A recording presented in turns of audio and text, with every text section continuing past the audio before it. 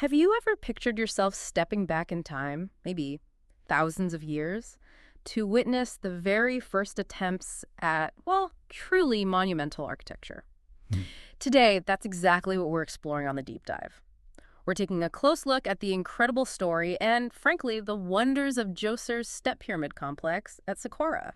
Yeah, and this exploration is really for you if you're someone who finds yourself drawn to these ancient sites, Yeah, and the captivating narratives they seem to whisper. definitely. Our aim today is to provide a pretty comprehensive but still really engaging journey through this pivotal location.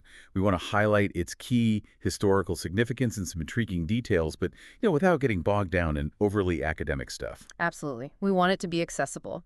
So our plan for this deep dive is to really immerse ourselves in three key areas of this, well, sprawling complex. Okay. First, we'll examine the Heb Sed court. I find the rituals there fascinating. Oh, they are. Then we'll take a detailed walk around the exterior of the magnificent step pyramid itself. And finally, we'll actually venture into its mysterious depths inside the pyramid. The subterranean world, yeah. Exactly. And we'll also take a look at the Mastaba complex, which sort of sets the stage, the architectural foundation this revolutionary structure was built on. Good point. Yeah. Can't understand the leap without knowing what came before. Precisely. Our goal is to truly bring the history and the key features of these locations to life for you, really offer a vivid picture of this ancient wonder. And it's worth saying, everything we discussed today is rooted in historical and archaeological sources. We're aiming for a fact-based exploration of this really transformative period in Egyptian history. Great.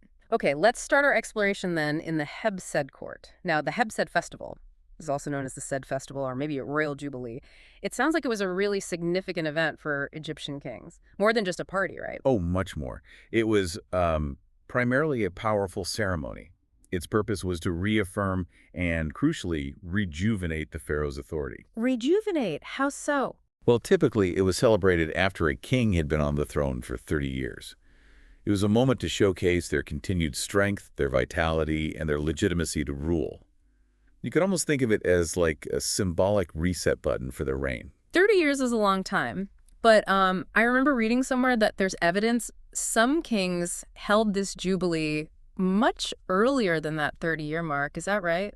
What might be the thinking there? That's a really sharp observation. Yes, you're right. Some scholars think it might have been sort of an anticipatory act, maybe performed to secure the ritual's benefits before hitting the full 3 decades. Ah, okay. Hedging their bets, maybe? Possibly. Or, others suggest the 30-year time frame wasn't always this rigid, strictly enforced rule. Maybe it was more of a guideline. But what's truly fascinating is the festival's dual purpose. It wasn't just about the current reign. It was also absolutely critical for ensuring the king's enduring power and well-being in the afterlife. The afterlife connection again. Always key in ancient Egypt. Always. During these really elaborate rituals, the king would symbolically assert his dominion over all of Egypt, both upper and lower. Okay. And within Djoser's complex, specifically in that area called the South Court, we find these unique curved stones. What's their story? How do they connect to this royal renewal idea? Right, those curved stones. They carry a lot of symbolic weight. They're widely interpreted as territorial markers, directly linked to the Heb Sed festival rituals. Territory markers? Like boundary stones? Sort of, yeah. The South Court itself, where they're located, along with that raised platform found there, it's believed to have symbolically represented the royal palace enclosure. Ah, so a kind of stage set for the afterlife. Exactly. This whole setup would have allowed the deceased King Djoser to, eternally enact the vital rituals of kingship, including the Heb Sed, forever in the afterlife. So including these Heb Sed elements wasn't just like checking a box. It was fundamental for the pharaoh's eternal power, his eternal rejuvenation, wasn't it? Precisely. It was absolutely essential. And we even have visual proof of this. Oh, what kind? Well, archaeologists found these beautiful low relief panels down within the pyramid substructure and also in the South Tomb. And these panels actually depict Djoser himself actively taking part in the Heb Sed festival. Wow. So direct evidence. Direct evidence. It really underscores just how critical this ritual was believed to be for his transition to and his continued existence in the afterlife. That's fascinating. Okay, so having explored this aspect of royal renewal, let's shift our focus now to the main event, you could say, the monumental centerpiece, the step pyramid itself. Right, the star of the show. To really get how significant it is, we probably need to remember the architectural traditions that came right before it, don't we? Exactly. You have to set the stage. For generations before Djoser, the standard burial structure for pharaohs, and actually for many other high-status Egyptians too, was the Mastaba tomb. Right. I picture those sort of rectangular, flat-topped buildings. That's them. Basically rectangular, flat-roofed structures, usually built from mud brick.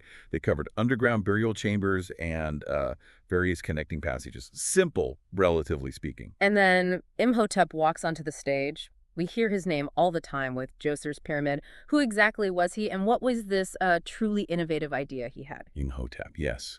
He was Djoser's vizier, essentially his chief advisor, maybe even prime minister, and clearly a figure of immense intellect and, well, vision. A polymath, wasn't he? Architect, physician. Traditionally, yes, credited with many skills. His truly revolutionary idea here was to take that established form, the mastaba, and just elevate it, literally, by stacking several of them, one on top of the other, each one progressively smaller as they went up. Like building blocks, but on a massive scale. Pretty much. This incredibly ingenious concept resulted in the magnificent step pyramid, 6 tiers, creating this stepped effect. It represented a profound leap, a real jump forward in Egyptian architectural thinking and design. And it wasn't just the shape, was it? There was a massive shift in the materials being used, too, right? That seems equally important. Oh, absolutely critical. You're right. The step pyramid holds this remarkable distinction. It's the first monumental structure in Egypt built entirely of stone. The first one, out of stone. The first monumental one, yes. And it's also recognized generally as the earliest colossal stone building anywhere on Earth. This transition from the readily available, easier to work with mud brick to the much more durable but also much more complex material of cut stone, well, it signified a tremendous advancement. Huge implications for engineering, labor. Exactly. It tells you something about the society's confidence, its resources, its ability to organize massive labor forces. It's a statement. Okay, let's talk about the sheer scale of this groundbreaking structure. Just how big, how imposing was it in its day? Oh, it would have been utterly awe-inspiring. Imagine seeing this thing rise out of the desert plateau. Its 6 distinct tiers were originally encased in gleaming white, highly polished Tura limestone. Like the later pyramids, then, that white casing. Exactly. The same kind of effect, just earlier. It rose to a really impressive height for its time, approximately 62.5 meters. That's about 205 feet. Which made it the tallest structure around. By far, the tallest structure of its era. Its base was also substantial, measuring roughly 109 meters by 121 meters. And its total volume, the amount of material, is estimated at around 330,400 cubic meters. That's a lot of stone. A staggering amount. And interestingly, it wasn't just built straight up in one go. The design actually evolved during construction. It went through several distinct phases. Oh, how did that work? Well, it started out as a more traditional, though already quite large, square mastaba. That's the M1 phase. Then it was enlarged into a bigger rectangular mastaba, M2, and then enlarged again, M3. It was only after that, in phases P1 and P2, that they started adding the steps, building upwards to create the pyramid form we see today. So Imhotep was refining the idea as they went along. It certainly seems that way, adapting and expanding the vision during the build process itself, which is pretty remarkable project management for, what, 4,700 years ago?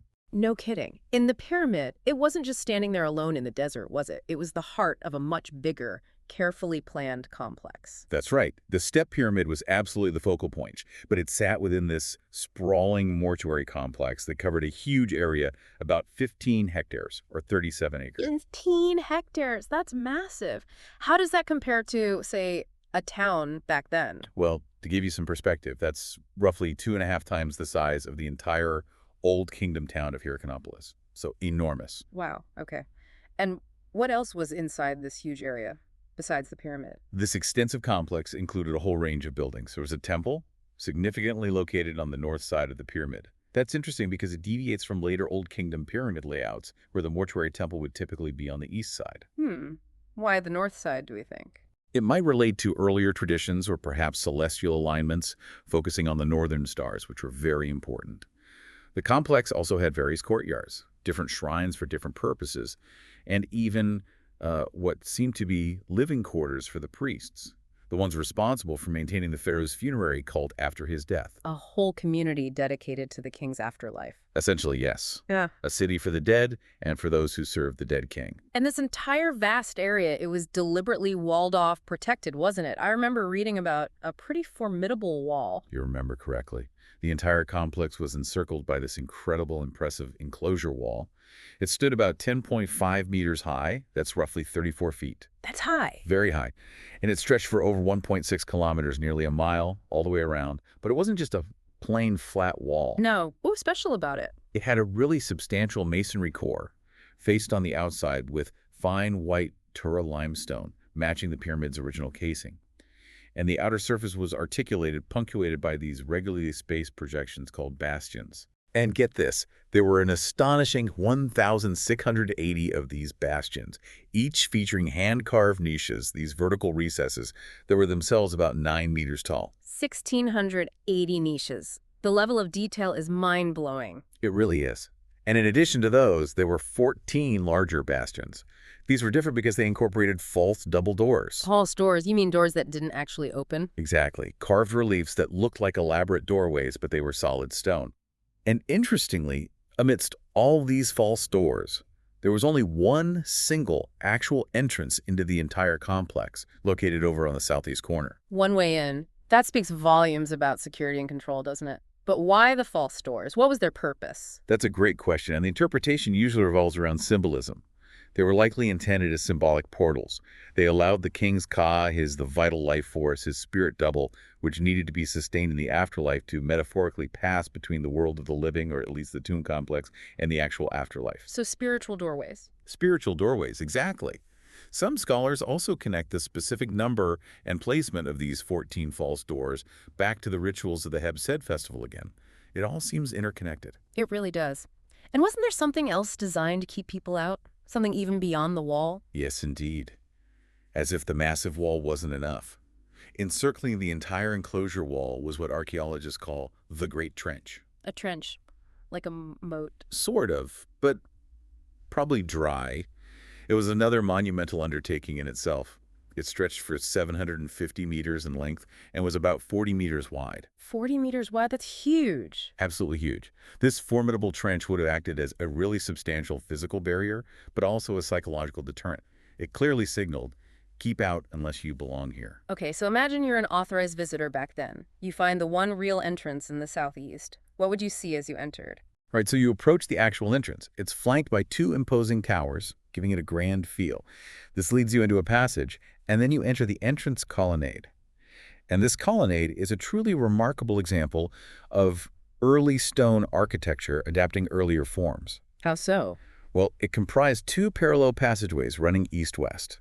The very first corridor you walk into is quite narrow, only about 1 meter wide and maybe 6 meters long.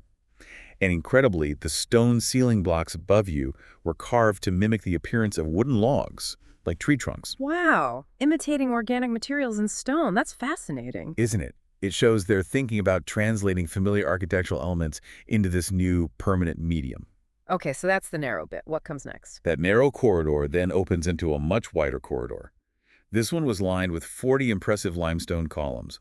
They were arranged in pairs, attached to projecting walls that created little alcoves or chapels between them. 40 columns. How tall were they? They were nearly 6 meters tall, so quite imposing. And again, showing that link to earlier materials, they were ingeniously crafted to resemble bundles of reeds tied together, which was, of course, a common building material in Egypt before the widespread use of stone. So reed bundles carved in stone. Amazing. What about the ceiling here? The ceiling in this wider section was also intricately carved, but this time it was made to look like palm tree trunks laid across the top. So you have reed columns holding up a palm log ceiling, all rendered in stone. Incredible craftsmanship. And those alcoves between the columns, any idea what they were for? It's believed that the 24 alcoves created by these column pairs might have originally held statues, perhaps representations of King Djoser himself, or maybe even double statues showing the king alongside various known deities, the gods representing the different administrative districts or provinces of Egypt. Like a hall of fame or a representation of his dominion. Something like that, yes. Further along this colonnade, there was what's called a transverse vestibule, basically a cross hall, with 8 more columns connected in pairs. This led towards what archaeologists think was a sanctuary area at the end of the colonnade structure. It's just layer upon layer of architectural innovation and symbolism. It really is. Yeah. Every part seems carefully considered. And we shouldn't forget the South Court, which you mentioned earlier. It's located near the pyramid itself, between the pyramid and the South Tomb. It sounds like that area had a really direct and significant link back to the Heb Sed festival we started with. Precisely. The South Court is key.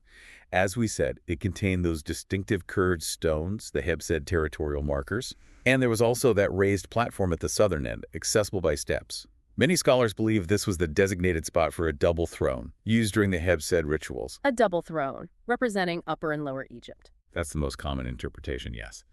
Symbolizing the king's rule over the unified kingdom. The prevailing theory really is that this entire step pyramid complex, with the court, the pyramid, the enclosure, was intentionally designed to symbolically be the royal palace enclosure in a permanent, eternal form, enabling the deceased king to forever perform those essential rituals of kingship, especially the Heb Sed, in the afterlife. It paints such a vivid picture. The sheer scale, the ambition, the deep religious belief driving Djoser's vision. It's staggering. It truly is a turning point in history. Okay, now having explored the impressive exterior and the surrounding complex, I'm really keen to delve into what lies beneath this monumental structure. Let's venture, metaphorically speaking, into the interior of the step pyramid. Okay, prepare to enter a hidden subterranean world. Because beneath the step pyramid lies this incredibly extensive and frankly intricate network of tunnels, chambers, and galleries. You mentioned it was big. It's enormous. This labyrinthine substructure stretches for nearly 6 kilometers in total length. 6 kilometers underground. 6 kilometers. That's over 3.5 miles. It's just vast. And all of these passages are ultimately connected to a central vertical shaft. This main shaft measures 7 meters square and descends down 28 meters deep. Wow. Okay, 6 kilometers of tunnels. What was the purpose of creating such a vast underground network? It seems like overkill just for a burial. Well, it serves several vital functions. Primarily, of course, it was intended for the king's own burial, providing what they hoped would be a secure and symbolically potent final resting place. Right. But it wasn't just for him. The network also included separate burial chambers, likely for members of the royal family. And beyond that, there were extensive storage areas, huge galleries packed with a vast array of goods and offerings that were deemed necessary for the king and perhaps his family in the afterlife. So provisions for eternity. Exactly. Everything you could possibly need. And the main entrance point to this entire underground network, it was located on the north side of the pyramid. That became a pretty standard tradition that would continue with many of the later Old Kingdom pyramids as well. Interesting. And I understand that even though this was all hidden deep underground, never meant to be seen again by the living, there was still some remarkable decoration down there. Absolutely. Which tells you something about who the decoration was for, perhaps the gods or the king's own Ka. The limestone walls of some of the key underground passages, particularly those closer to the intended royal apartments, were adorned with these stunning inlays of blue faience tiles. Blue faience, like ceramic tile. Yes, faience is a type of glazed ceramic, very characteristic of ancient Egypt. These tiles were meticulously arranged to replicate the appearance of reed matting hangings, which would have adorned the walls of actual palaces. It creates this distinctive palace facade decoration. So making the tomb look like his earthly home. Precisely. And this decorative scheme was further enhanced, as we mentioned briefly before, by those low-relief panels depicting King Djoser participating in the Heb Sed festival, again, reinforcing its crucial importance for his eternal existence. These subterranean chambers were very deliberately designed to symbolically mirror the royal palace. They were creating, essentially, a living space, an eternal home for the royal that vital life force or spirit double we talked about, ensuring its comfort and continued existence in the afterlife. It's like a complete underground palace, fully decorated, designed for eternal habitation by the king's spirit. What about the burials for the other royal family members you mentioned? Where were they placed? Okay, so on the east side of that main central burial shaft, they dug 11 additional shafts. Each of these descended about 32 meters deep, and they were then annexed, connected to horizontal tunnels leading off them. These were specifically intended, it seems, for the burials of Djoser's close royal family members, perhaps queens, princes, princesses. 11 separate shafts for family. Yes.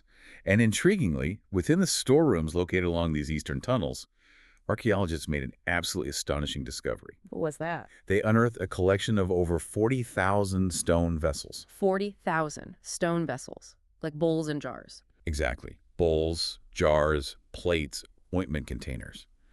An incredible number, made from various types of beautiful stone like alabaster, diorite, schist. But what's particularly remarkable, and really got archaeologists thinking, is that many of these vessels actually predate Djoser's reign. Some by quite a bit. Older than the pyramid itself. How does that work? Why would they put older pots in his tomb? That's the puzzle. The sheer quantity, 40,000, obviously underscores the immense scale of provisions they thought were needed for the royal afterlife. But the presence of these older vessels, some even bearing the inscribed names of earlier kings for the first and second dynasties, well, it's led to a really fascinating theory. Okay, I'm intrigued. It's now widely believed that Djoser, or perhaps Imhotep acting on his behalf, may have undertaken a deliberate act of, let's call it, historical curation or preservation. What do you mean? The idea is they might have gone back to the original, perhaps decaying or robbed, tombs of Djoser's royal ancestors from those earlier dynasties. They might have gathered up the remaining grave goods, particularly these durable stone vessels, maybe even restored the tombs themselves, and then carefully, respectfully, placed these ancestral items within Djoser's own burial complex. Wow. Why would they do that? Several possibilities. It could have been a pious act, ensuring the continuity of the funerary cults for his predecessors. It might also have been a political statement, a way to ritually claim legitimacy and forge a strong connection to his royal ancestors, demonstrating his rightful place in that lineage. Or maybe it was simply seen as the safest place to safeguard these precious dynastic artifacts for eternity. That adds a whole other layer. It's not just about his afterlife, but about the whole royal line. Exactly. It suggests a real historical consciousness, a connection to the past, even that long ago. That's a remarkable insight. Okay, so we've got the king's palace, the family burials, the ancestral treasures. What about the king's actual burial chamber, the main event down there? Right. The focal point of the substructure. The primary burial chamber itself was a very substantial vault. It was constructed from 4 massive courses or layers of precisely cut pink granite brought all the way from Aswan. Granite. That's serious stuff. Hard to work with. Incredibly hard. It featured just a single opening, a hole in the ceiling, which was designed to be sealed after the king's body was lowered in. And the seal was an enormous granite plug weighing about 3.5 tons. A 3.5-ton granite plug. They really didn't want anyone getting in. They certainly tried to make it difficult, but unfortunately, despite these significant precautions, the tomb had been extensively plundered, probably multiple times, in antiquity. So, sadly, no physical remains of King Djoser himself were ever recovered by modern archaeologists. The tomb robbers got there first. Familiar story, unfortunately. All too familiar.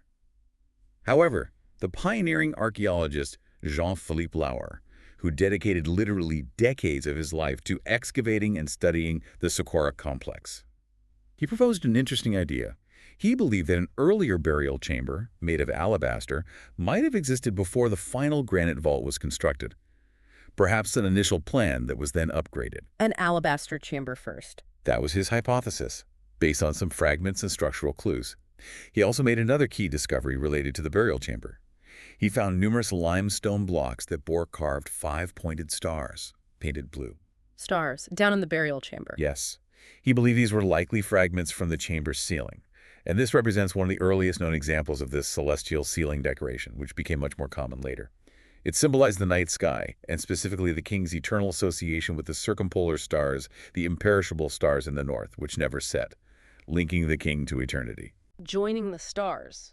It's truly staggering when you stop and think about the immense effort, the resources, the sheer ingenuity involved in creating all of this, both the visible pyramid and this hidden world beneath it. It really is a colossal undertaking by any measure. And it's also, as you mentioned with the robbing, a stark reminder of how vulnerable even these incredibly monumental creations are to the passage of time and, well, human actions. Indeed. And the challenges of just preserving this extraordinary site continue right into our modern era. There was a significant earthquake back in 1992 that caused considerable damage to the structure, particularly the substructure. It raised very serious concerns about its stability and the potential for collapse in some Oh, areas. wow. I didn't realize it was damaged that recently. Yes, it was a major concern. Extensive and ongoing preservation and consolidation efforts have been underway ever since then. Really dedicated work aimed at safeguarding this absolutely vital testament to early Egyptian civilization for future generations to study and appreciate. That's good to hear. It's such a crucial piece of world heritage. Okay, well, transitioning now from the groundbreaking step pyramid itself, let's take that step back in time once more that we talked about earlier. Let's consider the Mastaba complex, or rather, Mastabas in general. You mentioned them serving as the precursor to this incredible structure.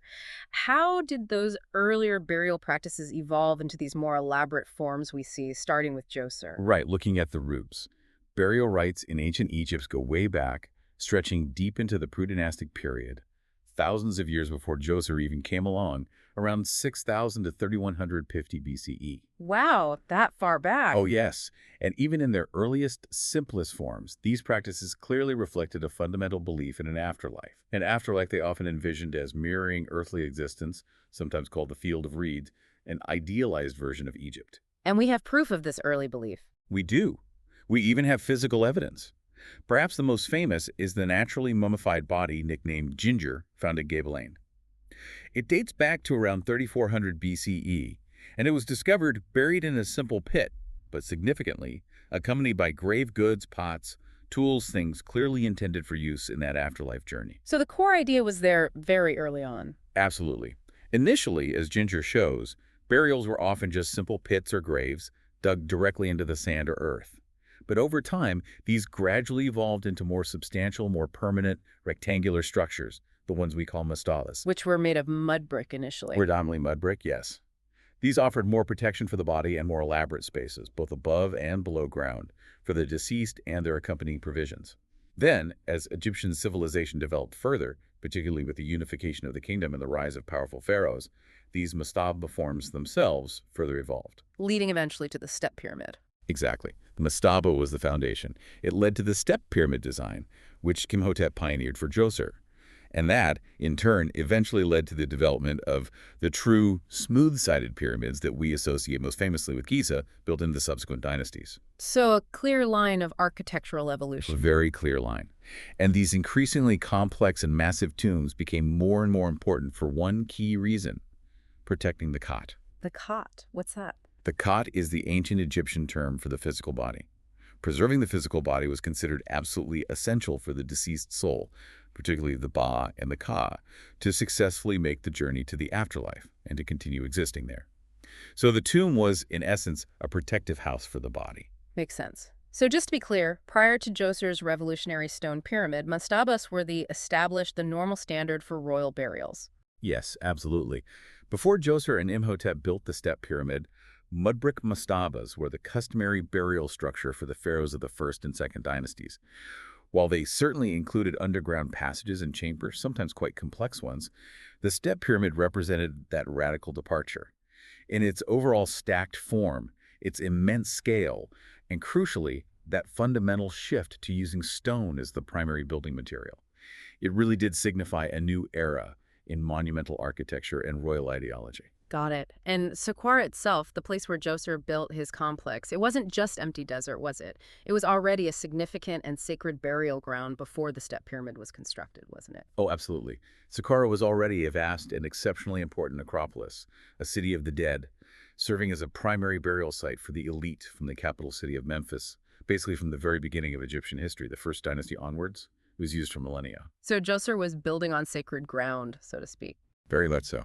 And Saqqara contains not just royal tombs like Djoser's, but also countless private tombs belonging to officials, nobles, priests, artisans, dating from various periods of Egyptian history. And these private tombs offer absolutely invaluable insights into the daily lives of ancient Egyptians. How so? What do they show? The walls of these non-royal tombs are often covered in incredibly detailed painted reliefs. They show scenes of agriculture, planting, harvesting, tending animals. They show various workshops, carpenters, metal workers, potters. They depict hunting expeditions in the desert, fishing and fowling in the marshes.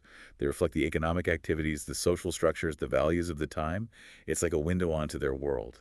Amazing. Are there any particularly famous examples at Saqqara? Oh, many. The tombs of notable Old Kingdom officials like Mereruka, and Kajemni are particularly renowned for the quality and detail of these daily life scenes. Later tombs, like that of Horemheb, built before he became pharaoh, are also incredibly important. Horemheb. His tomb shows something different, doesn't it? More militaristic. Yes, interestingly, some tombs do depict other aspects of life, including conflict. The tomb chapel of Heb Sed, for instance, contains a remarkable scene showing Egyptians attacking a fortress, and Horemheb's Saqqara tomb, built when he was Generalissimo under Tutankhamun and I, includes famous reliefs illustrating Egyptian campaigns against Nubians to the south and Asiatics, likely Syrians or Canaanites, to the northeast. What kind of scenes? Well, they show things like defeated enemies being presented to the authorities. There's a famous scene of a Nubian chieftain being forced to bow down and smell the ground in submission. There are rows of Asiatic captives being led away. These provide a perhaps biased but still valuable glimpse into the geopolitical landscape and military activities of that era. Wow. It's truly incredible how these ancient tombs, whether royal or private, can provide such a rich, detailed, and sometimes surprising picture of a world that vanished so long ago. Indeed. From those earliest, simple pit graves in the desert, through the development of the Mastaba, culminating in the monumental achievement of the Step Pyramid and then the later true pyramids. The evolution of funerary architecture in Egypt is just fascinating. It not only reveals these remarkable advancements in engineering and building techniques in labor organization, but it also deeply reflects the evolving, deepening beliefs the Egyptians held about death, about the afterlife, and about the central, crucial role and enduring legacy of their pharaohs. Well, this has been an absolutely incredible deep dive into Djoser's Step Pyramid complex at Saqqara. Just amazing stuff. To briefly try and recap some of the key takeaways for you listening, we've really explored how Imhotep's architectural brilliance, his genius really, led to the creation of the very first monumental stone structure in the world. A true watershed moment. Definitely. We saw it wasn't just a pyramid, but this huge, sprawling complex filled with symbolic elements like the Heb Sed court, all meticulously designed to ensure the pharaoh's eternal life and renewal. Right, the afterlife machinery. We ventured, conceptually at least, into that intricate, almost unbelievable 6-kilometer long underground world beneath the pyramid with its palace replicas and ancestral treasures. That subterranean network is just mind-boggling. And we traced its architectural family tree, if you like, back to those earlier, more modest Mastaba burials, understanding how this was such a quantum leap forward. It truly stands as this groundbreaking achievement that essentially laid the foundation for the entire pyramid age that followed. What always strikes me, what remains particularly powerful, is just the sheer ambition you see here. Yeah. The innovation evident in absolutely every aspect of this complex. Yeah. That unprecedented shift to stone construction on such a massive scale, the vastness of the site itself, the sophistication of the subterranean design. Yeah. It all speaks volumes about the society that built it. They must have had remarkable organizational capabilities, profound and deeply held religious beliefs, and this unwavering commitment, this massive mobilization of resources, all focused on ensuring the pharaoh's successful transition to and eternal thriving in the afterlife. So it leaves you thinking, doesn't it? Reflecting on the immense effort, the incredible ingenuity, the profound beliefs that all culminated in Djoser's Step Pyramid complex. It makes you wonder, what future archaeological discoveries might still reveal? What more could we learn about the beliefs, the technological capabilities, maybe the social structures of this really pivotal early dynastic period in Egypt? A great question. It truly ignites the imagination, doesn't it, to consider what other secrets might still lie buried beneath the sands of Saqqara, waiting to be uncovered. There's always more to find. Well, thank you so much for joining us on this Step Dive today. We sincerely hope it has enriched your understanding of this truly extraordinary ancient site and maybe, just maybe, inspired you to embark on your own further explorations into the endlessly captivating world of ancient Egypt.